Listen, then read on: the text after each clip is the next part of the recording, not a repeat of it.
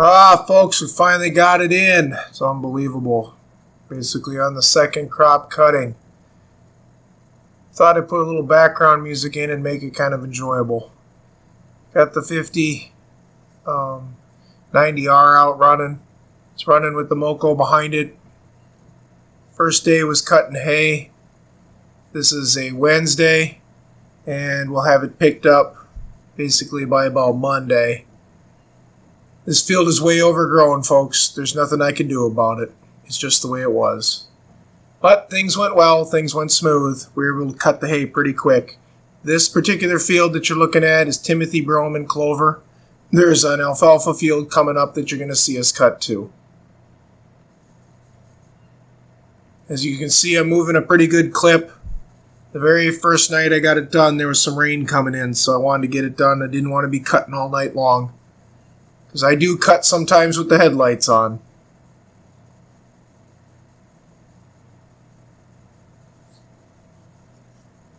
So this little field here I think is about maybe 3 acres. The alfalfa field is pushing 9, and then there's another 12 on the other side of this gravel road that we cut.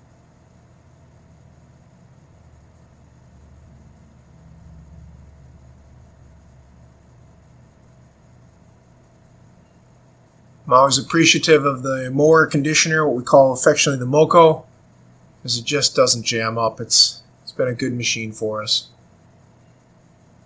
You really can take this thick grass, it's laying down, it's been pushed down by storms and water. I think in June we had 7 or 8 inches of rain. In July we're pushing over 6. Just been crazy the amounts of rain we've had up here. I know some parts of the country were really starving for rain. It's not been us. We're more worried about flooding and washing away up here.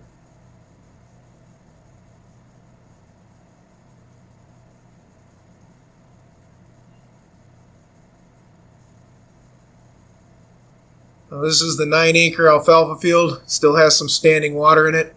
It's getting later in the evening when you see me cutting. And yes, that is smoke haze. Unfortunately, there's poor air quality in Minnesota right now due to the fires burning to the north of us in Canada.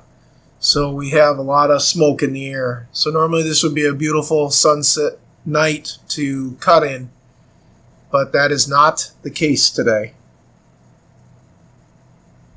This alfalfa is pretty stocky and pretty overgrown, but we're trying our best to get it in.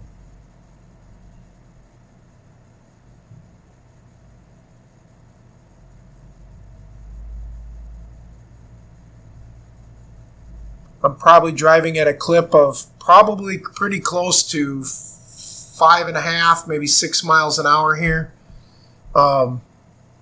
Just to kind of get my feet wet and make the boundaries, but eventually I'll pick it up to almost 7 miles an hour to get this done. Because I'm running out of daylight, folks. And you can cut at night, turn the lights on, but got things to do yet that night, so I was flying.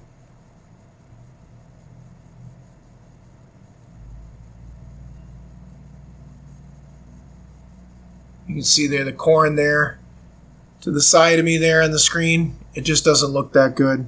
So it's gotten way too much water, folks.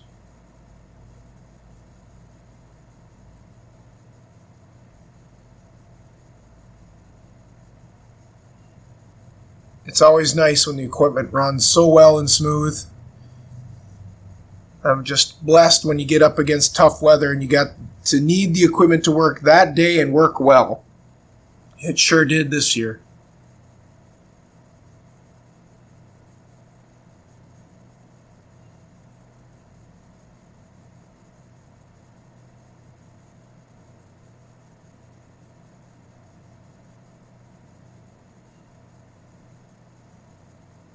Now, normally I would cut this as a perfect square, but there's just too much water in that centerpiece to even risk going in.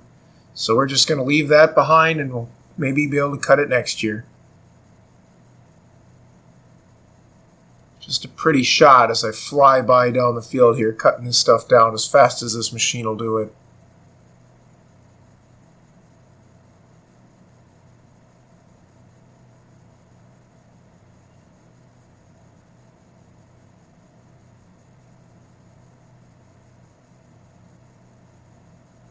It's the smallest Moco I think that John Deere still makes. It's been a really good Moco. It's the 630 Moco.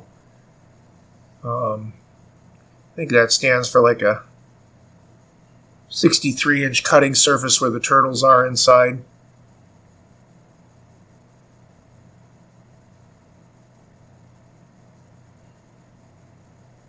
It really works well though on our smaller acreage to get in and out of gates and fence rows.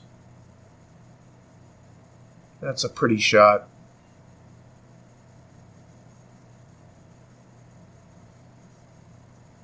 All right, into the next weekend, so to speak. So that was like 3 days ago, 4 days ago. I think it was 4 days ago now at this point.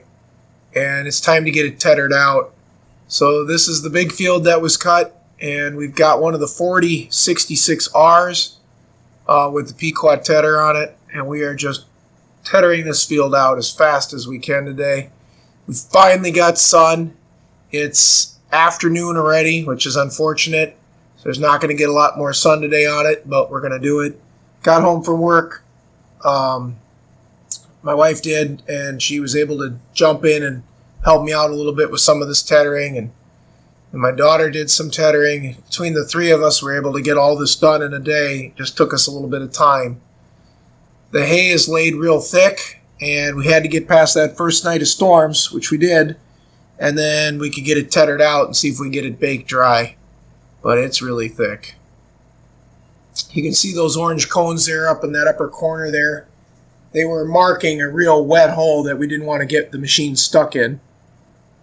As my late father would say, never get your biggest tractor stuck. But here we are, just basically fluffing the hay, throwing it out behind the machine, getting rid of the lines in the field, and just trying to get the bottom back up to the top and get it to dry out. Tether, I think, on this one is about 16 feet wide, and it really rocks.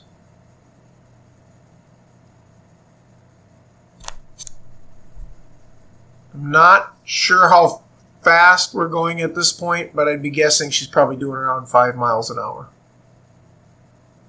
RPM-wise, probably pushing close to 400 RPMs on the PTO.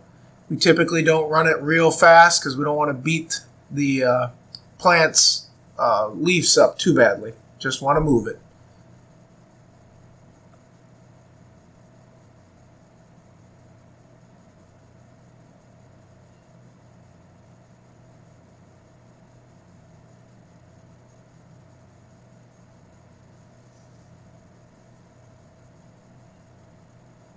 We're real blessed to own a tether this year, that's for sure. Because, boy, for a couple area farms around us that don't have bigger tethers, this has been a tough year to make hay with all this rain.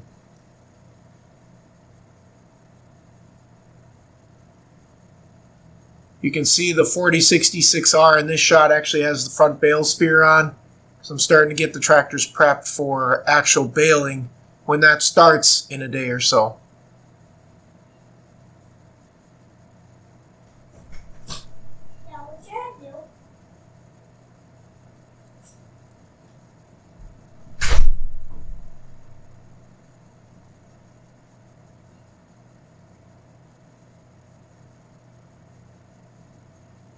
As I come around the corner here, as we come around and look at it straight on, you can see that it just destroys the row formation by what it throws out the butt. It's a sign of a good tether, just really mixing it up.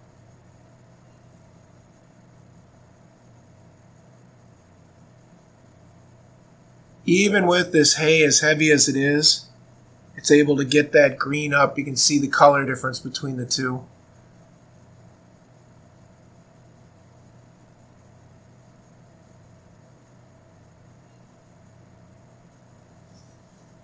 Pretty shots here, that's for sure. I always enjoyed seeing the farm from the aerial view and watching the equipment work from the air.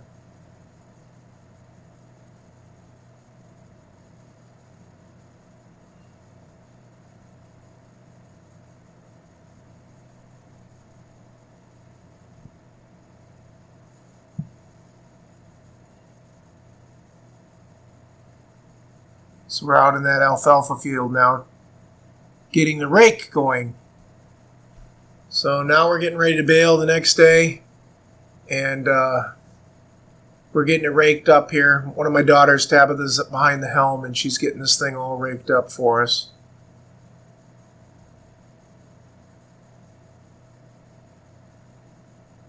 I've got the baler there waiting to go.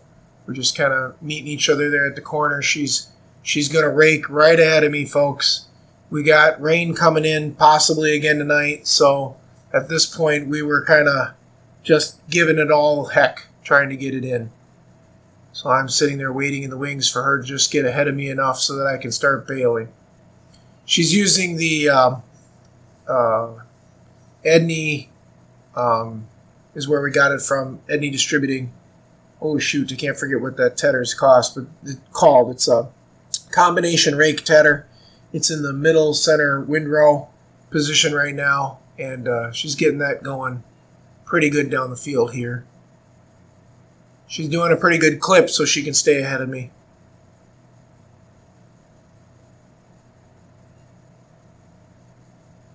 Again, you can see how we had to do that finger and get around that finger. Now we had to leave, remember that, because the other day that had standing water in it.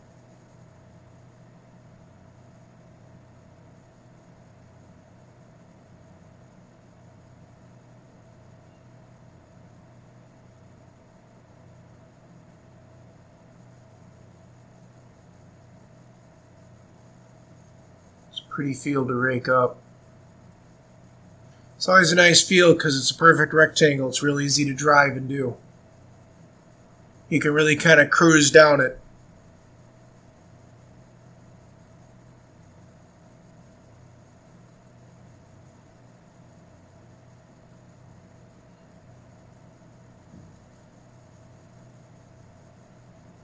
Alright, so because of labor and time, we're a little off when it comes to our team. So I couldn't have everybody doing the same thing. And believe it or not, at one point, my daughter and my wife were faster with the skid steer than the tractors because they were taking this little Quonset barn. So as I'm popping out this bale, instead of waiting back at the barn just to haul hay bales, she's out in the field actually with the skid with the bale fork on it, and she's grabbing them right out behind me. So as I'm popping these things out, she's grabbing them. Obviously, my other kids are grabbing them with the other units, so we're keeping right up with this, which is great. She takes her time not to turn like a tank in the field because it's a tracked machine and she doesn't really want to rut the field up. And the other thing is I'm baling these things really tight, and that's been a little tricky for her to get that bale spear into because they make it a little tough when you bale them as tight as I'm making these right now. I've got the center density turned way up. This field is nice and dry, so I'm baling it tight, and that's the way it's going to be. But once she gets it, she's on a go for the barn, and she'll get this put away for us. In a few minutes, you'll see them picking up with the 4066Rs. They'll be picking up with both the front and the back. Remember, there's also still a 4066R in the field raking, so we kind of got all different things going at once here. When you're in a situation where the daylight is fading and you don't want to lose your opportunity, it's kind of all hands on deck with whatever piece of equipment you can use. The baler is doing great. This has got that mega wide front end on it, the big inflation tires. I think this baler's only had a couple thousand bales through it, so it's really holding up well, folks. I've been very pleased with it. I've got it B-wrapping today in this video. So what it's putting out is the plastic B-wrap around the bale and then a course or two of net wrap to hold it in place.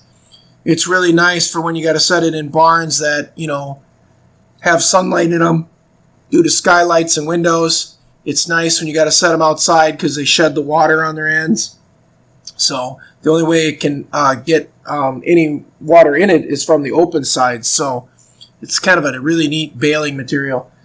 I've found in the goats that I get about 25 to 30% more time on them eating, and I get a lot less waste when I have B-wrapped bales for them. So I am a big fan of using the B-wrap. I know it costs more, I get that, but I think it certainly offsets the losses, especially when you don't have a lot of hay. You know, this field will only make maybe 40 to 50 bales, and I need them all. So not losing hay to weather, rain, mice, stuff like that is really nice. And this B-wrap has been the ticket for us, so I've been real pleased with it.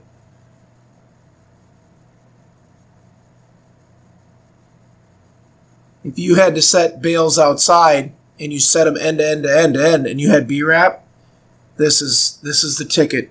And it doesn't have to be like when you totally wrap a bale where you got to make like a haylage out of it, which is good. You're still working with dry hay. You're just protecting it better. This is a shot there at the barns. You can see the little red Outlaws over there where we take them into the barn with that. You can see one of the gators there zipping up. Who knows, probably bringing a snack or something out or getting something. But basically we're going to dump the bales and get on that mini skid and get them in the barn.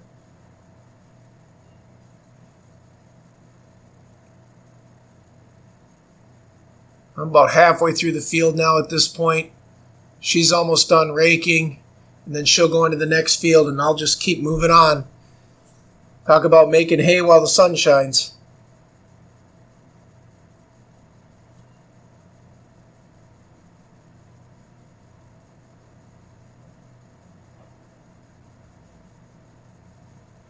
The bales that this baler is putting out can go up to 60 inches, so it makes a 4x5 bale. A lot of times they make them a little bit smaller because I got a few people on the farm that need to move them around by hand, and certainly it makes them a little easier to get in the goat feeders. So I'm making about a 52-inch bale right now, which fits the feeders really well. 4 foot by 52, works pretty good. Bale probably on this kind of alfalfa probably weighs, I'm going to guess probably 800 pounds. On the grass fields, that same size bale will probably weigh about 600. The alfalfa is just more dense, got more stalk to it, got more leaf, just a higher grade type product. You can see there the 3 little marks on that bale are the little grippy tapes that hold that B-wrap in place. All right, we're back into the big field now, and that is my daughter Tabitha. She's double bucking bales back up to the main barn, and she's moving them as fast as she can to get them out, so to make sure no dew or rain gets on them tonight. You can see the beautiful solar panels and the horse paddock there to the left side. The goats there running back into the barn, they always get scared when the tractor goes by. It's kind of comical. But she'll set them outside here, and there's a skid working in this barn too, and the skid will take them inside and put them away, which is great. So this barn will be all stocked up with hay too.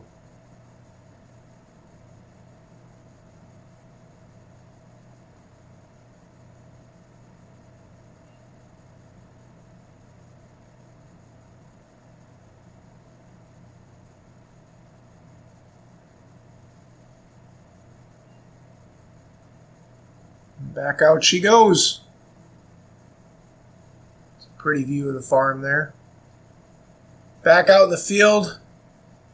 We're back into the grass field now. My bride is out raking as fast as she can. I'm on the other side, the big field, still popping out bales that Tabitha is double bucking back in.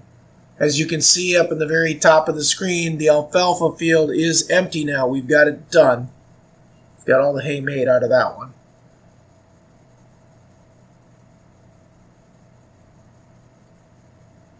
We were just blessed to have this dry enough day that we could buck it all in. Ended up making 38,400 pounds of hay that day. That's a lot of hay for us in one day for a small crew of 4 or 5 people. But we got it done. Really didn't get much choice because of the weather. When you finally get 4 dry days, even though the one night was a little wet, you just take it and go. You can't complain. You take what the good Lord gives you and you get out there and do your job.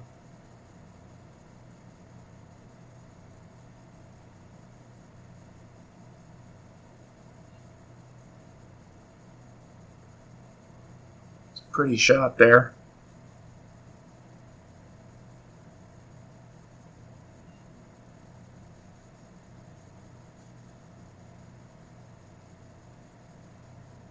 Since her rake is on a 3-point, she's able to readjust and, find her position real nicely.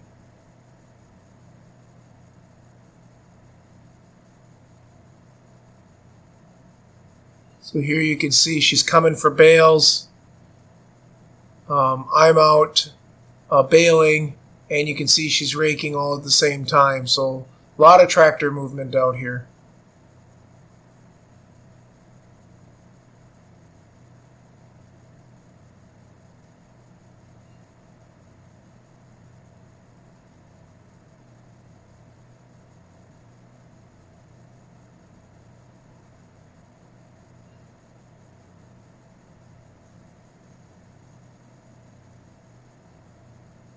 Yeah, I'm in the back here just baling away.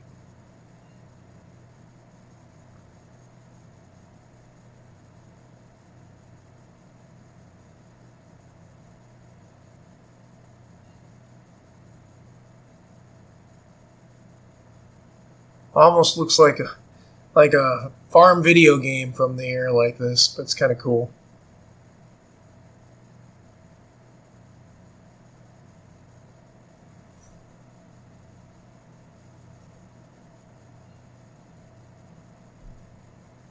Baler's popping out a bale right there.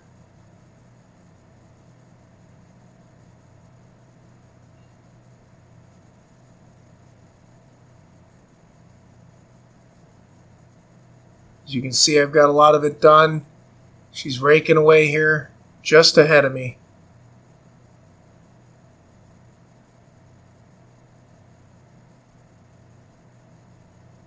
One thing nice about this rake is she can pick it up with her 3-point, set it down, engage it, and then take off. I like having rakes on 3-points because you can pick them up and get out of your rows quite easily.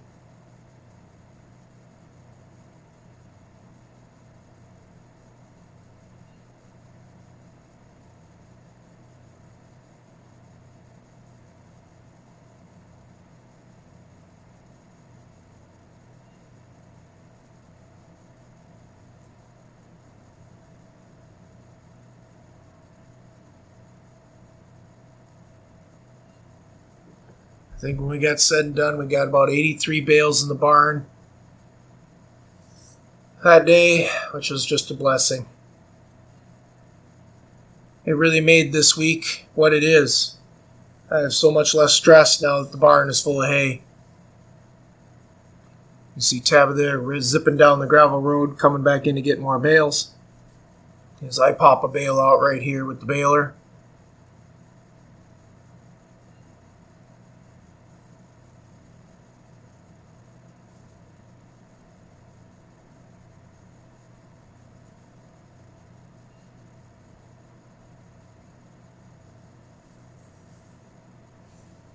All the equipment worked really well this day. What a blessing.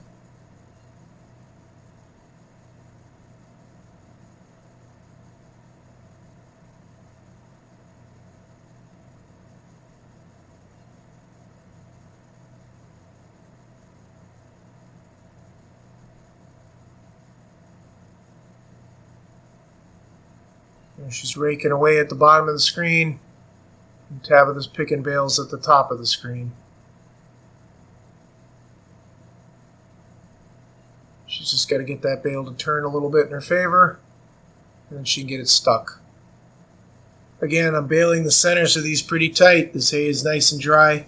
Moisture content on the baler was reading between 8 and 15%, so I wasn't dinking around with baling them loose to let any air flow in. I was baling them so they'll last at least a year.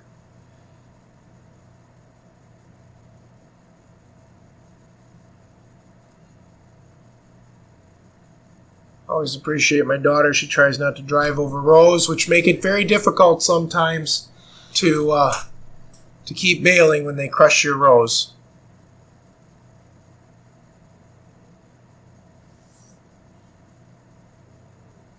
As she makes her way there past everything into the other roadway there so she can get going back up to the main barn.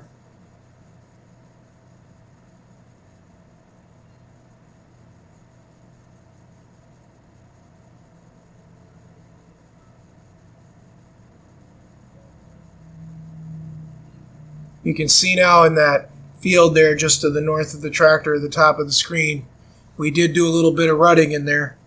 Have to go in there with the skid steer and flatten that out a bit. Wasn't intended, but the ground is just a little soft, folks. We were pushing it to get into this field. With all this rain, it's just hard to keep everything from becoming a little bit muddy. It's never the best for your hay field to get ruts in it, but yet at the same point in time, what you going to do?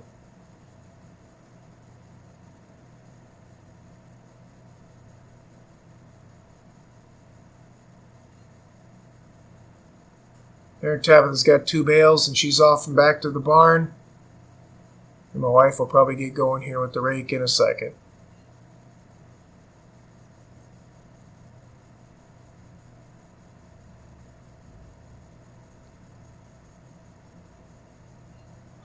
It's a nice shot of the barn as she comes up into it again.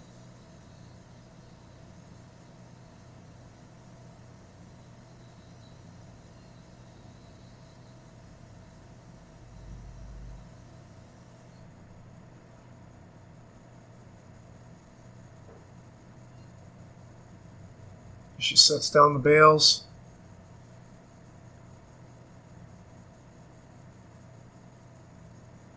And then, like I said, there's a skid steer that's in the barn there, just picking them up and moving them around inside the barn, getting them up, stacked a couple high. I know you don't see it from the aerial, but it's still happening.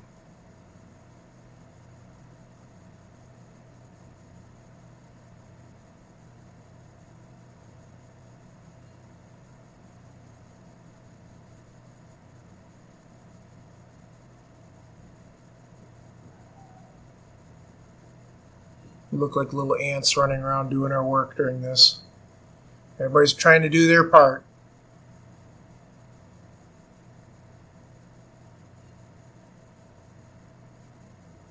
And then inside the barn, this is what it looks like. 4 rows of hay. I think there's 83 bales in this batch we baled up. A couple tiny ones here from the back and the bottom there, but they're all nicely in here. They're dry. The hay is dry.